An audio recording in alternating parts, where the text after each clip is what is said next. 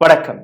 Epstein ஃபைலின் தாக்கம் நரேந்திர மோடி மீது, ஹர்தீப் சிங் பூரி மீது, அனில் அம்பானி மீது மட்டுமல்ல, பிஜேபிக்குள்ள இருக்கக்கூடிய ஏராளமான நபர்களுடைய வயிற்றை கலக்கிவிட்டது. ஹர்தீப் சிங் பூரியுடைய பதவி போகுமா போகாதா? அந்த கேள்வி நீங்க பார்த்து கொண்டிருந்தீர்கள். இன்னொரு பக்கம் காமர்ஸ் மினிஸ்டர் பியூஷ் கோயல், அவருக்கு பேதி வாந்தி வைத்தால எல்லாமே தொடங்கிடுச்சு. இரவு 12 மணி அளவில் உறக்கமே வராமல் அப்ப உட்கார்ந்து கொண்டு ஒரு வீடியோவை போட்டுக் கொண்டிருக்கிறார். ராகுல் காந்தி ஒரு முட்டாள். ராகுல் காந்தியை யார் லீடர் ஆஃப் ஆப்போசிஷனாக பதவியேற்க வைத்தது? இந்த மாதிரியெல்லாம் கேள்வி கேட்கலாமா? மக்களுக்கு முன்பு உண்மையை எடுத்து வைக்கலாமா? ஏதோ கஷ்டப்பட்டு கால கையை பிடிச்சு இந்த யூனியன் மினிஸ்டர் பதவியை நாங்க வாங்கியிருக்கோம்.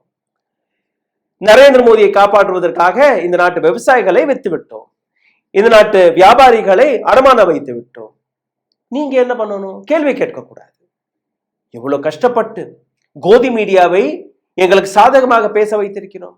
ராகுல் காந்தி என்னன்னா பார்லிமெண்ட்ல பேசுறாரு. ராகுல் காந்தியுடைய இன்ஃபர்மேஷனை வைத்து ஒட்டுமொத்த மற்ற நபர்கள் பேச ஆரம்பிக்கிறார்கள். மக்கள் கேள்வி கேட்க ஆரம்பிக்கிறார்கள். பியூஷ் கோயல், அவருக்கு கவலை இந்த நாட்டு விவசாயிகள், இந்த நாட்டு இண்டஸ்ட்ரியலிஸ்ட்கள், அது கிடையாது. இந்த நாட்டுக்கு வரக்கூடிய வியாபாரம் கிடையாது. தன்னுடைய பதவி, பிஜேபியின் வியாபாரம், அது பாதிக்கப்படக்கூடாது. அனில் அம்பானியை பற்றி பேசலாம், ஹர்தீப் சிங் பூரியை பற்றியும் இந்த பதிவில் நாம் பேச போகிறோம், மிக ஆழமாக பேச போகிறோம்.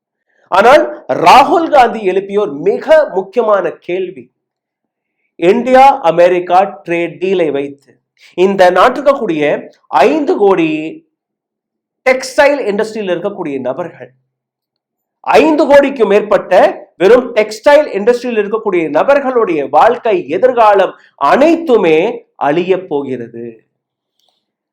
இல்ல நீங்க டெக்ஸ்டைல் இண்டஸ்ட்ரியை காப்பாற்றுங்கள், இல்லைன்னா விவசாயிகளை காப்பாற்றுங்கள். நீங்க விவசாயத்தை காப்பாற்றினால் டெக்ஸ்டைல் இண்டஸ்ட்ரி முழுகி போகும். டெக்ஸ்டைல் இண்டஸ்ட்ரியை காப்பாற்ற நினைத்தீர்கள்னா விவசாயிகள் அழிந்து போவார்கள். இதற்கான அர்த்தத்தை நான் உங்களுக்கு புரிய வைக்கிறேன். இந்த வீடியோ வெளிவந்த உடனே, ராகுல் காந்தி போட்ட இந்த வீடியோ வெளிவந்த உடனேயே ஏராளமான கேள்விகள் அரசாங்கத்தை பார்த்து மக்கள் கேட்க தொடங்கிவிட்டார்கள். யாரை காப்பாற்றுவீர்கள்? எந்த விதமான முட்டாள்தனமான ஒரு ட்ரேட் டீலை நீங்க கையெழுத்து போட்டு வச்சிருக்கிறீர்கள்? நரேந்திர மோடி எங்க இருக்கிறார்னே யாருக்குமே தெரியாது. சைலண்ட், குவாய்ட், மவுன் மோகன் கிடையாது, மவுன் மோதியாக மாறிவிட்டார். முன்னாடி யார்? பியூஷ் கோயல். இந்த பக்கம் யார்? ஹர்தீப் சிங் பூரி. ஹர்தீப் சிங் பூரிக்கான பொறுப்பு எப்ஸ்டைன் ஃபைல்ல இருந்து எங்களை காப்பாற்றுங்கள். பியூஷ் கோயலுக்கு கொடுக்கப்பட்ட பொறுப்பு இந்தியா யுஎஸ் ட்ரேட் டீல்ல இருந்து எங்களை காப்பாற்றுங்கள். அதாவது குஜராத் லாபி 2 தரப்பிலிருந்தும் சிக்கி கொண்டது. they have been exposed completely. how I'll tell you, இந்தியாவுடைய காட்டன் இண்டஸ்ட்ரி, இந்தியாவிடமிருந்து மிகப்பெரிய அளவில் காட்டனை வாங்கக்கூடிய ஒரே நாடு பங்களாதேஷ். பங்களாதேஷ்ல இருக்கக்கூடிய டெக்ஸ்டைல் இண்டஸ்ட்ரி, அதற்கான main source of cotton was India. இப்ப இந்த புதிய ட்ரேட் டீல் எப்படி இந்தியாவுடன் போட்டார்களோ இதே போன்ற ட்ரேட் டீல் பங்களாதேஷுடனும் போடப்பட்டது. ஆனால் பங்களாதேஷ்ல என்ன? எங்கள்கிட்ட இருந்து, அதாவது அமெரிக்கா கிட்ட இருந்து பங்களாதேஷ் காட்டனை வாங்க ஆரம்பித்தார்கள்னா பங்களாதேஷிற்கு 0% டாரிஃபை அமெரிக்கா போடுவதாக கூறியிருக்கிறார்கள். அதே பொருளை, அதாவது அமெரிக்கா கிட்ட இருந்து வாங்கிய காட்டன்ல இருந்து நீங்க எந்த பொருளை தயாரித்து எங்களுக்கு திருப்பி அனுப்புகிறீர்களோ அதற்கும் எந்த விதமான டாரிஃபை நீங்க செலுத்த வேண்டாம். 0% இம்போர்ட் பண்ணுங்க, 0% எக்ஸ்போர்ட் பண்ணுங்க. Okay. Now Piyush Goyal says the same is for India also. இந்தியாவும் அந்த 0%, ஏற்கனவே நான் கையெழுத்து போட்டு வச்சிருக்கோம் இல்லையா, 0% டாரிஃப்ல அமெரிக்கா கிட்ட இருந்து என்னெல்லாம் நீங்க வாங்குறீர்களோ அதுக்கு 0% ஜிஎஸ்டி டாரிஃப். ஓகே. ஸோ 0%ல நீங்க காட்டன் வாங்குங்க, அமெரிக்கிட்ட இருந்து காட்டன் வாங்குங்க, இங்க இருந்து அந்த காட்டனை வச்சு தயாரிச்சு பொருட்களை அனுப்புங்க. லாபம் யாருக்கு? டெக்ஸ்டைல் இண்டஸ்ட்ரிக்கு. எவ்வளவு பெரிய லாபம் நீங்க பாருங்க. பட் இங்கதான் கேட்ச் இருக்கு. என்ன? முதல்ல நீங்க you need to explain, do you want to save the farmer, Indian farmer, or you want to save textile? சரி, எந்த ஃபார்முலா நீங்க அங்க இருந்து எடுத்துட்டு வர போறீங்க? நீங்க காட்டனா வாங்க போறீர்களா, இல்ல காட்டனை திரிச்சு அதை நூலா வாங்க போறீர்களா, அல்ல நூல்ல இருந்து தயாரிக்கப்பட்ட துணியா அதை வாங்க போறீர்களா? எதை வாங்கினாலும் அதற்கான ப்ரொடக்ஷன் காஸ்ட், அதற்கான லேபர் காஸ்ட், அதற்கான இண்டஸ்ட்ரியல் காஸ்ட் அனைத்துமே எங்க போக போகிறது அதை நீங்க பாருங்க. இந்த வீடியோவில் உங்களை ஆழமாக கூட்டிச்செல்வதற்கு முன்பு ஒரு சிறிய கோரிக்கை. உங்களுடைய சேனலை மிகப்பெரிய அளவில் முடக்கக்கூடிய வேலையை பார்த்து வருகிறார்கள். இதிலிருந்து மீட்டெடுப்பதற்காக உங்களுடைய உதவி தேவைப்படுகிறது. நீங்கள் செய்ய வேண்டிய சாதாரணமான விஷயங்கள், இந்த வீடியோவை பார்த்து கொண்டிருக்கும் போது ஹாய் ஹலோ வணக்கம், உங்களுடைய கேள்விகள் கருத்துக்களை கீழே கமெண்ட் பாக்ஸில் எழுதிவிடுங்கள். இதை தாண்டி லைக் ஷேர் சப்ஸ்கிரைப் பட்டனை தட்டி இந்த வீடியோவை ஏராளமான நபர்களிடம் பகிருங்கள். அதையும் தாண்டி பொருளாதார ரீதியாக எங்களை சப்போர்ட் செய்ய நினைக்கக்கூடிய நபர்கள் அதையும் செய்யலாம். அருகில் இருக்கக்கூடிய QR கோடை ஸ்கேன் செய்து உடல் வலிமையை உறுதி செய்யும் சிலாஜித், கவனத்தை மேம்படுத்தும் அஸ்வகந்தா மற்றும் உயிர் சக்தியை பெருக செய்யும் சஃபேடு முஸ்லி போன்ற இமயமலையின் உணவுப் பொருட்களை கொண்டு வந்து மிஸ்டர் பர்ஃபெக்ட் உருவாக்கப்பட்டுள்ளது. உங்கள் முழு குடும்பத்தின் ஆரோக்கியத்தை மா நேச்சுரல்ஸ் மூலம் உறுதி செய்திருங்கள். 100% இயற்கையான மூலிகை பொருட்கள் மூலம் உருவாக்கப்பட்ட மிஸ்டர் பர்ஃபெக்ட் மற்றும் மிஸ் பர்ஃபெக்ட் தலைமுறையாக குடும்பங்களின் உடல் வலிமை, மன வலிமை மற்றும் மகிழ்ச்சியை பெருக செய்கிறது. உங்கள் மகிழ்ச்சியான பயணத்தை துவங்க www.mannaturals.com என்ற இணையதளத்தை பார்வையிடவும் அல்லது வாட்ஸ்அப் எண்ணிலும் தொடர்பு கொள்ளலாம்.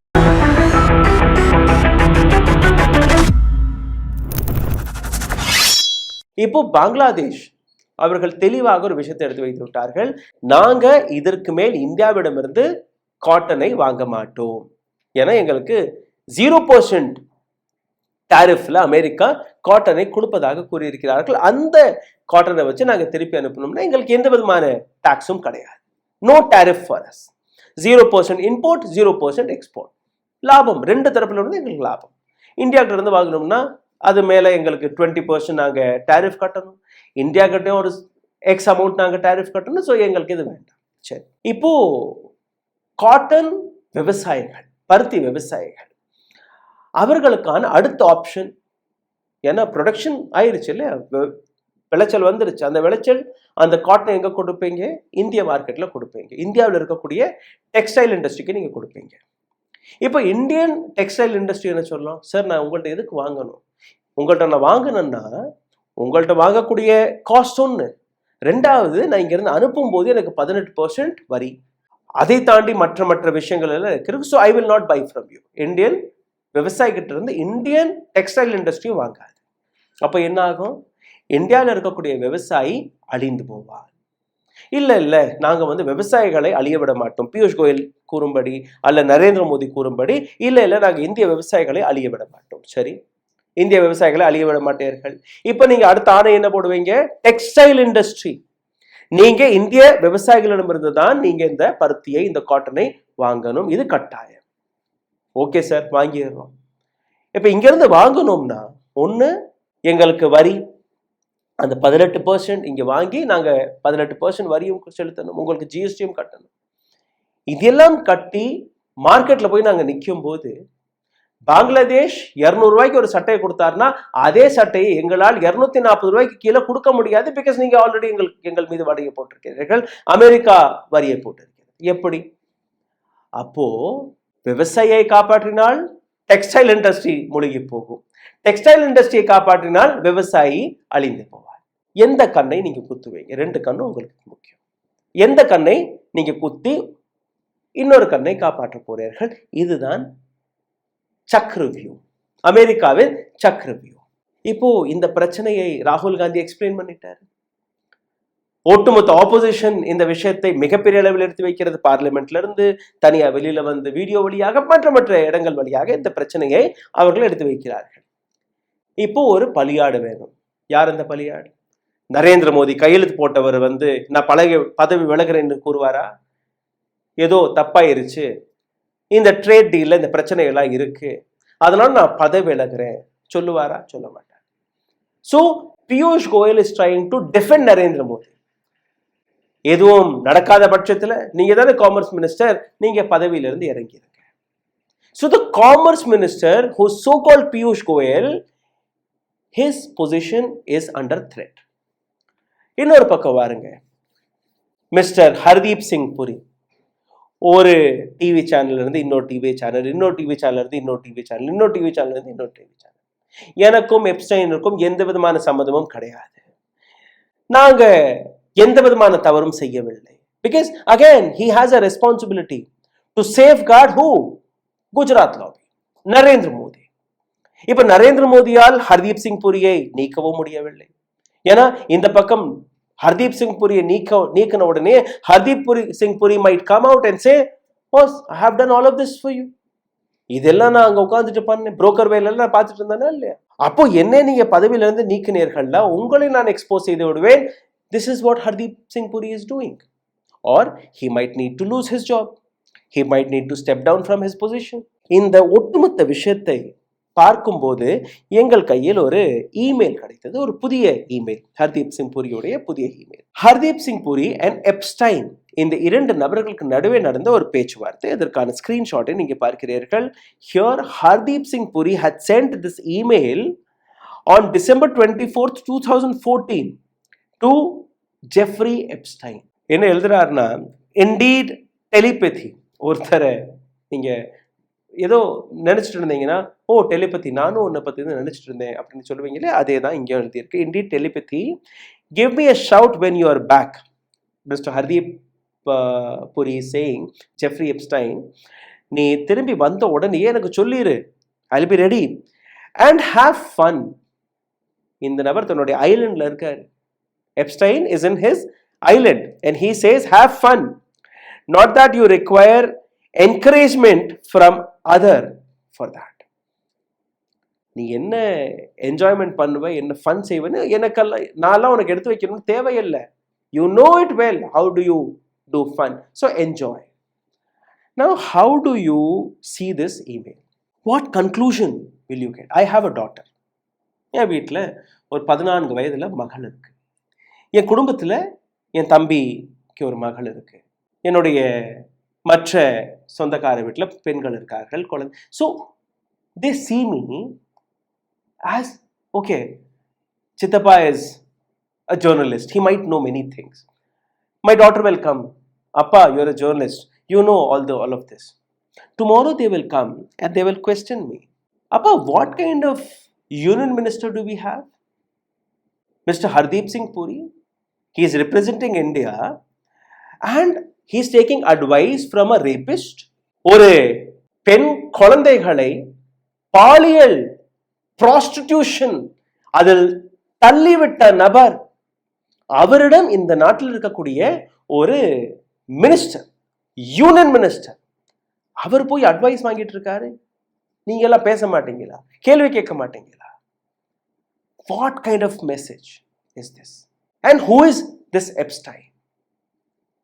இந்த கேள்வி என்னிடம் வரும்போது எந்த விதமான பதிலை என்னால் கொடுக்க முடியும்? My country, my union minister, who is representing my country, and he is going and taking advice from a rapist, from a murderer.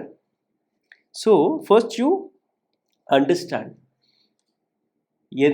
யாரை கோதி மீடியா காப்பாற்றக்கூடிய வேலையை பார்க்கிறது. ஏன்னா இப்போ கோதி மீடியாவும் ஒரு கதை ஆரம்பிச்சுட்டார்கள். Epstein, he's a rapist, he's a peddler, அதெல்லாமே தனி. பட் அவருக்கு இன்னொரு வாழ்க்கையும் இருந்தது. அதை பற்றி நான் பேசுவேன். பத்மஜா ஜோஷியோடைய வீடியோ நான் உங்களுக்கு போட்டு காட்டியிருக்கேன், மறுபடியும் போட்டு காட்டுவேன். But mister Hardeep Singh Puri says, I have not done anything wrong. First of all, we'll come to who this Epstein is.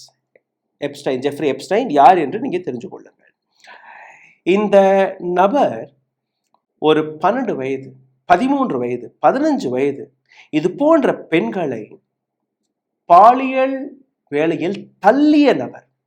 Who was promoting prostitution. இந்த நபர் sexually he was assaulting minors.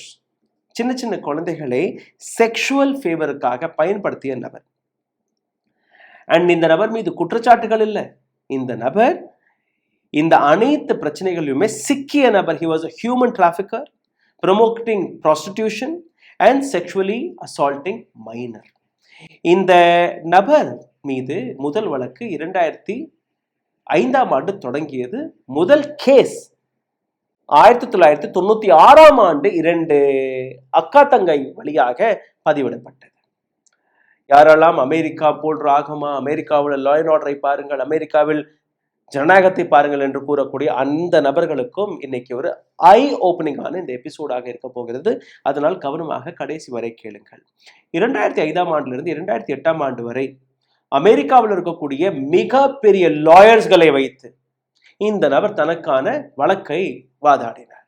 இந்த இடத்தில் அமெரிக்காவே இப்போ இந்தியாவில் எப்படி ஒரு சில விஸ்வ ஹிந்து பரிஷத்தை சார்ந்த நபர்கள், கற்பழித்த நபர்கள், கொலை செய்த நபர்கள், அவர்கள் வெளிவரும்போது மாலையெல்லாம் போடுறாங்க இல்லையா, அல்ல பிஜேபியில் இருக்கக்கூடிய இன்னும் ஒரு சில நபர்கள் அவர்கள் மீது ரேப் வழக்கெல்லாம் வரும்போது ஒரு சில நாட்களே அவர்களுக்கு பெயில் எல்லாம் கிடைச்சு இல்லை அவர்களுக்காக ப்ரொடெஸ்ட் எல்லாம் பண்றாங்களே, அதே மாதிரி அமெரிக்காவில் இந்த நபரை காப்பாற்றக்கூடிய வேலையை, இந்த மிருகத்தை காப்பாற்றக்கூடிய வேலையை அமெரிக்காவில் இருக்கக்கூடிய சிஸ்டமே செய்தது. எப்படி அதை நீங்க பாருங்கள். இந்த நபருடைய வேலை என்ன? இந்த டிவி ஸ்கிரீன்ல இன்னைக்கு நான் எதையுமே மறைக்காம ஒரு சில படங்களை உங்களுக்கு நான் போட்டு காட்டப் போகிறேன். காரணம், இந்த பெண்கள் இப்போ இந்த படத்துல பார்க்கும்போது 14, 15, 13 வயதுல இருக்கக்கூடிய இந்த சின்ன சின்ன குழந்தைகள் இப்போ they have become adult and they themselves come out. வெளியில வந்து எப்ஸ்டீனுக்கு எதிராக ஸ்டேட்மெண்ட்களை கொடுத்திருக்கிறார்கள். அவர்களுடைய பெர்மிஷனுடன் தான் இந்த படங்களை நீங்க பார்க்கிறீர்கள். இந்த நபர் என்ன செய்வார்னா, சின்ன சின்ன குழந்தைகளுக்கு $200 கொடுத்து மசாஜ் பண்ணனா போதும். அந்த குழந்தைகள், அதாவது ஹீ டார்கெட்ஸ் ஏழையா இருக்கக்கூடிய குழந்தைகள், பெற்றோர்களுக்கு நடுவே ஒரு பிரச்சனை இருக்கக்கூடிய குழந்தைகள், அதாவது பணம் தேவையா இருக்கக்கூடிய குழந்தைகளை டார்கெட் செய்து $200 ஒரு அளவுக்கு ஒரு ஸ்கூல் ஸ்டூடெண்ட்க்கு பெரிய பணம். இந்திய இப்போதைக்கு நீங்க பார்த்தீர்கள்னா ஒரு 18,000. பட் இதே நீங்க ஒரு 10-15 வருஷத்துக்கு முன்னாடி எல்லாம் நீங்க பார்த்தீர்கள், 20 வருஷத்துக்கு முன்னாடி நீங்க பார்த்தீர்கள்னா it was hardly 10,000 rupees or 11,000 rupees, அவ்வளவுதான். ஸோ அந்த 10,000 ரூபாய்க்கு இந்த சின்ன சின்ன குழந்தைகள் எப்ஸ்டீனோட வீட்டுக்கு போகிறது. அங்கே போன உடனே இந்த நபர் அவர்களை மிரட்டி அவர்களுடைய நியூட் ஃபோட்டோவெல்லாம் எடுத்து அந்த பெண்களுடன் தவறாக நடந்து கொண்டு செக்ஷுவலி அசால்ட் செய்தது மட்டுமல்லாமல் அந்த பெண்களுக்கு அடுத்த ஆஃபரும் கொடுப்பாரா. உன்னுடைய கதையை நான் முடிச்சுட்டேன், உன்னுடைய ஃப்ரெண்ட் யாரோ இருந்தால் கூட்டிட்டு வா, ஜஸ்ட் கூட்டிட்டு வந்து விட்டுட்டு போறதுக்கு $200. ஸோ ஒரு பாதிக்கப்பட்ட பெண், சின்ன குழந்தை, ஏற்கனவே செக்ஸ் வீடியோ வச்சிருக்கான், ஃபோட்டோஸ் வச்சிருக்கான், அப்படி இவன் பேசுறதெல்லாம் நான் கேட்கலைன்னா நாளைக்கு இந்த ஃபோட்டோ வீடியோ என்னுடைய பெற்றோர்களுக்கு போயிடும், ஸ்கூல்ல லீக் ஆயிடுச்சுன்னு என்ன பண்ணுவேன். ஸோ அந்த பயத்துல பணத்திற்கு ஆசைப்பட்டு அந்த ஆப்ஷன் வேற. இந்த பெண்கள் அடுத்தடுத்து தன்னுடைய மற்ற நண்பர்களை கூட்டி வர தொடங்கியிருக்கிறார்கள். அதாவது இந்த மிருகம் செய்த விஷயம் 9 வயதிலிருந்து ஒரு 15-16 வயதிற்கான குழந்தைகள் அனைத்து நபர்களையுமே வெறும் $200 கெடுத்திருக்கிறார். 10 பெண்களுடன் 20, 30, 40, 50, 100, 200, 300, 1000, பல 1000 பெண்கள். அதாவது இந்தியன் ஹியூமன் ஹிஸ்டரியிலேயே இந்த நபரை போன்ற ஒரு மிருகத்தை உங்களால் பார்த்திருக்கவே முடியாது. இவ்வளோ பெரிய இன்சிடென்ட், இவ்வளோ பெரிய கேஸ். ஆனால் அமெரிக்க அரசாங்கம் இதே கிரிமினலை காப்பாற்றக்கூடிய வேலையை பார்த்தது. நம்ப முடியல இல்லையா? இதற்கு மேல் நீங்க பாருங்க.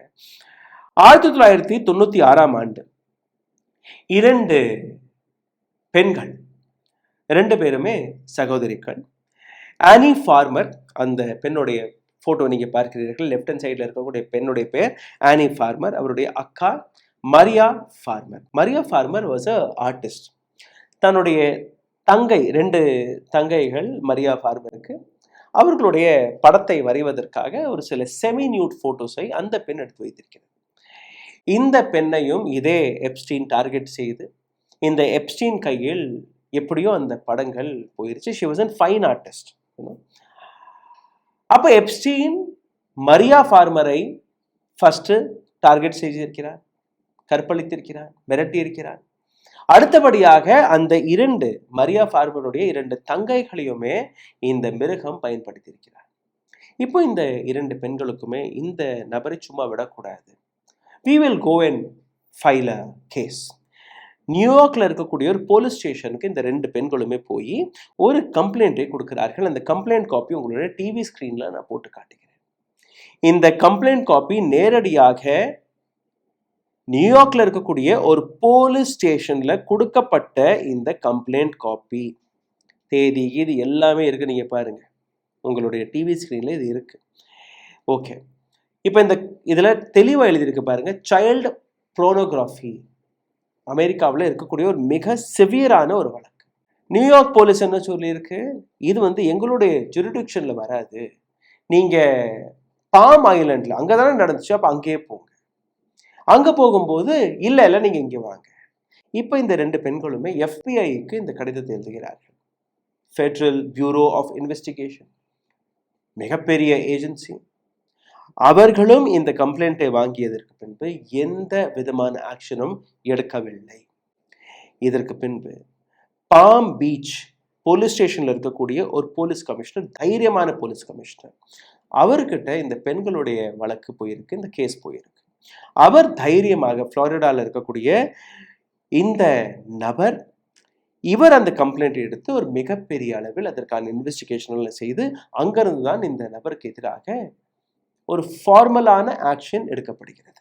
சரி, 2008ஆம் ஆண்டு அங்க இருக்கக்கூடிய நீதிமன்றம் 18 மாதங்களுக்கான சிறை தண்டனையும் கொடுக்கிறார்கள். ஆனால் இந்த நபர் வெறும் 13 மாதத்தில் வெளிவந்து விட்டார். தண்டனை எப்படின்னா, தொடக்கத்திலே கூறியபடி, எந்த அமெரிக்காவின் லா அண்ட் ஆர்டரை பற்றி, டெமோக்ரஸி பற்றி நீங்க புகழ்ந்து பேசி வருகிறீர்களோ, இந்த தண்டனை நீங்க கேளுங்கள், உங்களுக்கு சிரிப்பு தான் வரும். ஒரு செக்ஸ் ட்ரேடர், ப்ராஸ்டியூஷன்ல சின்ன சின்ன குழந்தைகளை தள்ளிய நபர், ஒரு பெடலர், ஒரு மர்டரர், ஒரு கிரிமினல், இந்த நபருக்கு கிடைத்த அந்த 18 மாதங்களுக்கான சிறை தண்டனை, இதுல மண்டே டு சாட்டர்டே 6 நாட்கள் வரை சிறையில் இருந்தால் போதும். Sunday leave. அந்த 6 நாட்களும் காலையில வந்துட்டு நீங்க நைட்டு போயிடலாம். 12 மணி நேரம் நீங்க சிறையில் இருக்கணும். 12 மணி நேரம் நீங்க எங்க வேணாலும் போகலாம். You can go out, you can have sex with somebody, you can have business dealing, whatever you want. Okay, இப்போ இவருக்கு கிடைச்ச அந்த சிறை எப்படி? அதுல டிவி இருந்தது, அதுல இவருக்கு தேவையான பெட் கெட்டு எல்லாமே இருக்கு. அந்த 12 மணி நேரத்திலையுமே எப்ப வேணாலும் யார் வேணாலும் ஜெஃப்ரி எப்ஸ்டைனை சந்திக்கலாம். ஜெஃப்ரி எப்ஸ்டைன் யாரிடம் வேணாலும் பேசலாம். So basically it was a 5-star punishment. So America இந்த நபருக்கு பனிஷ்மெண்ட் கொடுத்ததா அல்ல இந்த நபரை காப்பாற்றியதா? 18 மாதங்கள். அதுவும் அந்த 18 மாதங்களுக்குள்ளேயே 13வது மாதம் இந்த நபர் வெளிவந்து விடுகிறார். அண்ட் இந்த நபர் மீது வழக்கு கொடுத்த அனைத்து நபர்களுக்குமே மிரட்ட, ஒரு பத்திரிகையாளர், ஒரு எடிட்டர் வீட்டில் புல்லட் போய் பாயுது. அடுத்த நாள் நீ இந்த செய்தியை வெளிவிட்டேன்னா இந்த செவத்துல பாய்ஞ்ச புல்லட் உன்னுடைய நடுமத்தியில் பாயும். So this person who Mr. Hardeep Singh Puri is saying, oh, that's it. He was just asking favor from underaged girl. That's it. Mr. Hardeep Singh Puri க்கு நல்லா தெரியும் இந்த நபர் மைனர் குழந்தைகளுடன் தவறாக நடந்து கொண்டிருக்கிறார். உங்களுடைய வார்த்தையில நீங்க அண்டர் ஏஜ் கேர்ள்னு நீங்க சொல்லிட்டா அது ரொம்ப பியூட்டிஃபுல்லாலாம் மாறிடாது, ரைட்? மதர் எஃப்னு ஒரு வார்த்தை இருக்கு, அதே நீங்க தமிழ்ல டிரான்ஸ்லேட் செஞ்சு பாருங்க, இல்ல ஹிந்தியில டிரான்ஸ்லேட் செஞ்சு பாருங்க, உங்களுக்கு புரியும் எங்க போய் ஹிட் ஆகும். I shouldn't be using all these words, but what to do?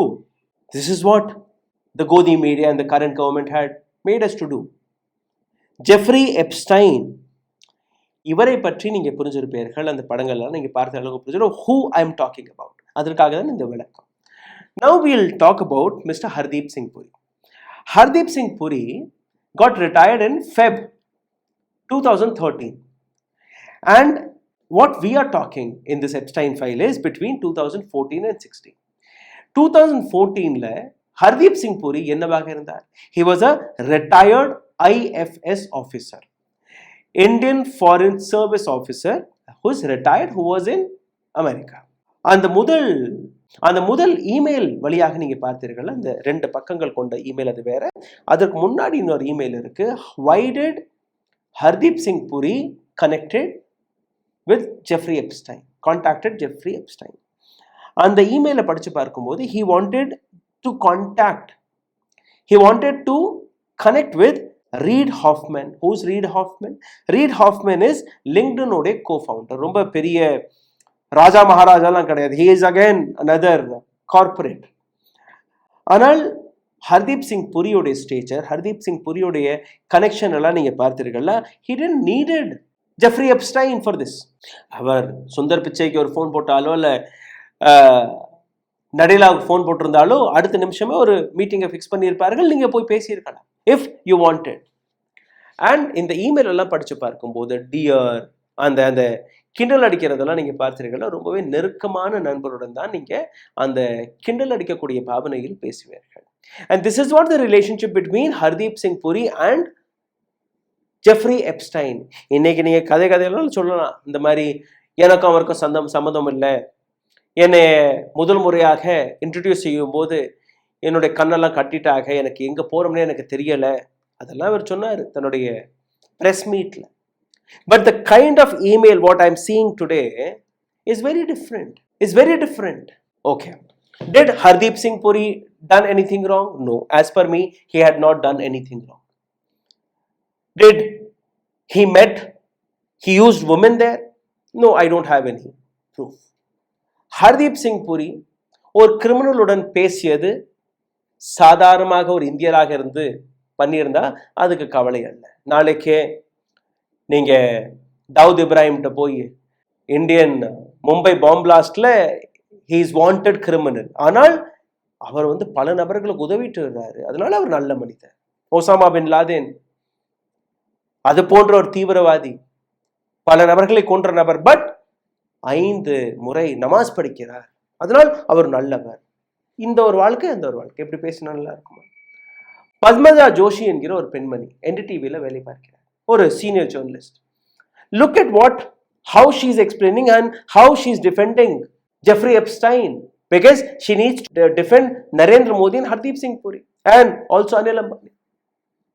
Just listen to her. Jeffrey Epstein was convicted of major crimes like pedophilia, of raping underage girls, all of that. But the fact also is that he had a separate life. Professionally, he was a power broker. He used to introduce one person to the other. It was his job to keep track of what is happening in the corridors of power, and any mention by him of any individual doesn't mean that that individual naturally was going to his island or was involved in any kind of sexual crimes. So, இரண்டு வாழ்க்கை. Now, my another question. Hardeep Singh புரி அவ்வளோ இம்பார்ட்டண்டாக மாறி இருப்பாரா? Jeffrey Epstein Hardeep Singh புரியை வைத்து ஏராளமான விஷயங்களை சாதித்திருப்பாரான்னு நீங்க பார்த்தீங்கன்னா கிடையாது. ஹர்தீப் சிங் புரி இவருக்கு தான் ஜெஃப்ரி எப்ஸ்டைனோட உதவி தேவைப்பட்டிருக்கிறது ஒழிய ஜெஃப்ரி எப்ஸ்டைனருக்கு ஹர்தீப் சிங் புரியோடைய உதவி தேவைப்படவில்லை. ஹர்தீப் சிங் புரி voluntarily he was going and mailing Jeffrey Epstein.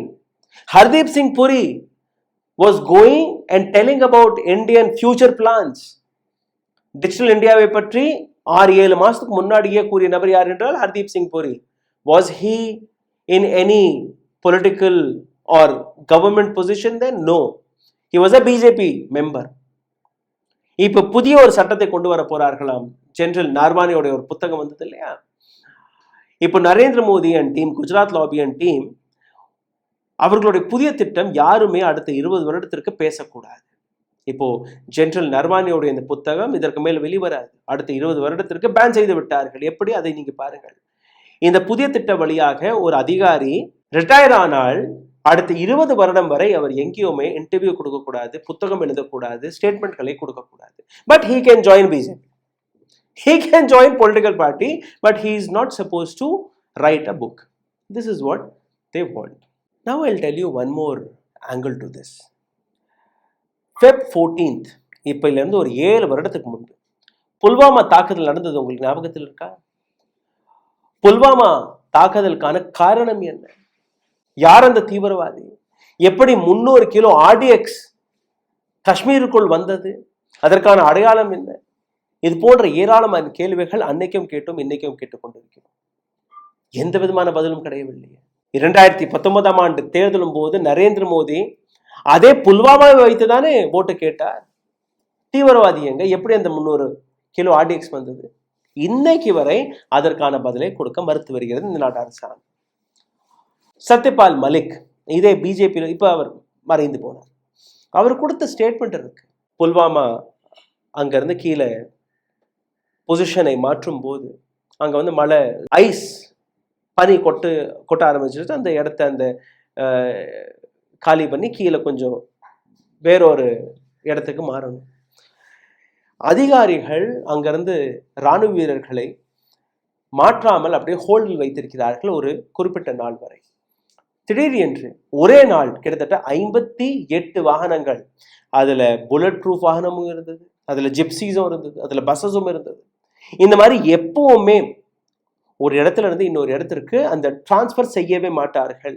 It's a very risky thing, that to on a place like Kashmir. ஒரே நேரத்தில் இவ்வளோ பெரிய டிப்ளாய்மெண்ட், இவ்வளோ பெரிய டிரான்ஸ்ஃபர் நடக்கவே நடக்காது. இந்த விஷயத்தை அங்க இருக்கக்கூடிய அதிகாரிகளும் எதிர்த்திருக்கிறார்கள். அப்ப இருந்த கவர்னர் சத்யபால் மலிக் அவர்கள், அவர் கூறிய வார்த்தை, ஆர்மி வாண்டட் only 4 ஹெலிகாப்டர்ஸ். இந்த 4 ஹெலிகாப்டர் கொடுத்திருந்தீர்கள்னா அங்கிருந்து இந்த டிரான்ஸ்ஃபர் ரொம்பவே சுலபமாக நாங்கள் முடிச்சிருப்போம், இந்த ரிஸ்க் வந்திருக்காது. Narendra Modi, shame on this government, so-called 4 trillion economy, shame on this government. You could not provide 4 helicopters, 4 aircrafts for Indian Army. Just 4 aircraft கிடைச்சிருந்துச்சுன்னா இன்னைக்கு 40 உயிர்கள் பிரிந்திருக்காது, 40 ராணுவ வீரர்கள். அந்த பிளாஸ்ட் எவ்வளவு பிரச்சனை நீங்க பார்த்தீர்கள்னா, அந்த பிளாஸ்ட் நடந்தது வெறும் 30 கிலோ ஆர்டிஎக்ஸ் வச்சுதான். Just 30 kilo RTX. ராணுவ வீரர்களுடைய பாடி 500 மீட்டர் தொலைவில் கண்டெடுக்கப்பட்டது. That was the intensity of the blast. Until today we don't know who and how it happened. அடுத்த நாள் Jaish Mohammed took the responsibility that this is done by us. What action you have taken? Zero. இந்த மாதிரியான விஷயங்களை யாருமே எழுதக்கூடாது என்கிற ஒரு ஆணையை போட்டிருக்கிறது இந்த நாட்டு அரசாங்கம். பிஎம் கேர்ஸை பற்றி பேசக்கூடாது, அதை பற்றி எந்த விதமான விளக்கமும் நாங்கள் கொடுக்க மாட்டோம். இந்தியன் நேஷனல் ஃபண்ட் இன்னொன்று இருக்கு, அதை பற்றி நீங்கள் கேட்கக்கூடாது. இந்தியன் டிஃபென்ஸ் ஃபண்ட் இருக்கு, நேஷனல் டிஃபென்ஸ் ஃபண்ட், என்டிஎஃப், அதை பற்றியும் நீங்கள் கேட்கக்கூடாது. ஏன்னா இது எல்லாமே எங்களுடைய சொந்த பணம், பிஜேபி நரேந்திர மோடியின் பணம், குஜராத் லாபியின் பணம், இதை பற்றியெல்லாம் நீங்கள் பேசக்கூடாது. This is how the government is running now. And Godi media is quiet. They got order from supreme leader Mahamanev Narendra Modi. Do whatever. People should be divided on this. தன்னுடைய கட்சியில் இருக்கக்கூடிய நபர்களுக்கு இன்னொரு ஆணையை கொடுத்திருக்கிறார். அப்படி பிரச்சனை முத்துச்சுன்னா ஒரு பக்கம் ஹர்தீப் சிங் புரியோடைய ரெசிக்னேஷனை வாங்கிடலாம், இன்னொரு பக்கம் பியூஷ் கோயலுடைய ரெசிக்னேஷனை வாங்கிடலாம். And America is continuously threatening India. America இந்தியாவுடைய எக்கனாமியை கம்ப்ளீட்டாக டார்னிஷ் செய்யக்கூடிய வேலையை பார்க்கிறார்கள். ஒரு பக்கம் ஒரு ட்ரேட் டீலை போட்டு நாங்கள் 0% டேரிஃபில் அமெரிக்க பொருட்களை இந்தியாவிற்கு அனுப்புகிறோம்னு எனக்கு சொல்கிறீங்க. நீங்கள் வேணால் 18% டேரிஃபில் உங்களோட பொருட்களை அனுப்புங்கன்னு நீங்கள் சொல்கிறீங்க. அதே பக்கத்து நாடான பங்களாதேஷுக்கும் இந்தியாவிற்கும் ஒரு மோதல். இந்தியா எந்த பிஸ்னஸை பங்களாதேஷுடன் பார்த்து வந்ததோ அந்த பிஸ்னஸை முடக்கிட்டோம்னா பங்களாதேஷ் அண்ட் இந்தியாவுடைய ட்ரேட் முடிஞ்சிடும். இங்கே விவசாயிகள் அழிவார்கள், அங்கிட்டு டெக்ஸ்டைல் இண்டஸ்ட்ரி அழியும். லாபம் யாருக்கு? அமெரிக்காவிற்கு. This is what the actual story behind. And எதற்காக நரேந்திர மோடி இதெல்லாம் செய்கிறார்? அதைத்தானே கேட்கிறோம். என்ன பயம்? அதைத்தானே கேட்கிறோம். எதற்காக பிளாக்மெயில் செய்யப்படுகிறீர்கள்? அதைத்தானே கேட்கிறோம். ஸோ எப்ஸ்டீன் ஃபைலில் இன்னும் வராமல் இருக்கக்கூடிய கிட்டத்தட்ட 30-35 லட்சம் ஃபைல்ஸ்களில் ஏதோ ஒரு ஃபைல் நரேந்திர மோடியின் ஃபைல் சிக்கி இருக்கிறதா என்று சிந்தித்து பாருங்கள். சந்தேகம்தான், ஆனால் இந்த சந்தேகம் நாளுக்கு நாள் ஆழமாகிக் கொண்டிருக்கிறது. கவனமாக இருங்கள், சிந்தித்து பாருங்கள், கேள்விகளை கேட்டுக்கொண்டே இருங்கள். இந்த வீடியோவை பகிருங்கள், உங்களுடைய கருத்துக்களை கீழே கமெண்ட் பாக்ஸில் எழுதுங்கள். பொருளாதார ரீதியாக எங்களை சப்போர்ட் செய்ய நினைக்கக்கூடிய நபர்கள் அதையும் செய்யலாம். அருகில் இருக்கக்கூடிய QR கோடை ஸ்கேன் செய்து. நன்றி, வணக்கம். ஊடகம் கார்ப்பரேட் அரசியல்வாதிகளின் கைப்பாவையாக அடிமைகளாக இருந்தது போதும், இனி சாட்டை எடுத்து சுழற்றும் நேரம் வந்துவிட்டது. ஊடகம் பொதுமக்களாகிய உங்களுக்காக உங்களாலேயே இயக்கப்பட வேண்டும். ஊடக சுதந்திரத்திற்காக உங்களின் பங்களிப்பை இன்றே அளித்திடுங்கள்.